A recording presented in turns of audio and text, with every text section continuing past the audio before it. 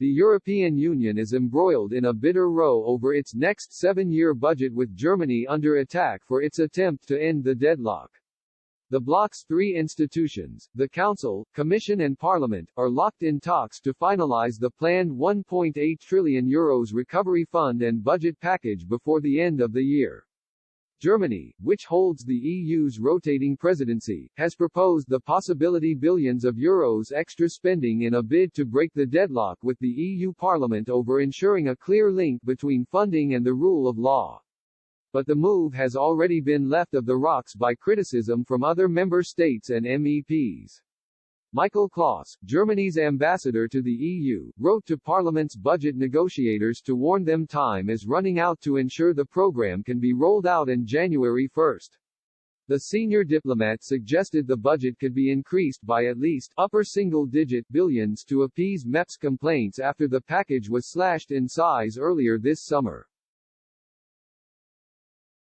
However, he insisted the Parliament's rule of law proposals to crack down on rogue states receiving EU funds were too strong. Mr. Klaus wrote, "Time is of the essence if we want the programs of the future financial framework and next generation EU to be able to start at the beginning of next year. The Council is ready to advance quickly to come to a conclusion that is urgently needed by our citizens, by companies, by researchers, by regions. In times of a global pandemic we cannot lose any more time in helping our economies." The letter marks the end of a 6-week standstill in the talks to finalize the €750 billion coronavirus bailout and €1.1 trillion budget.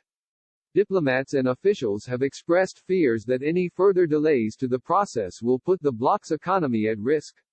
EU leaders at a summit in July agreed that Brussels would be allowed to borrow money on international markets to distribute to pandemic-ravaged industries and regions.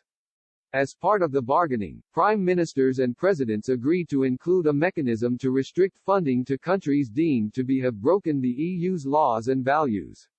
The EU Parliament and northern capitals have pushed for tougher terms, but have been threatened with vetoes from the likes of Hungary and Poland if the rules are too strict.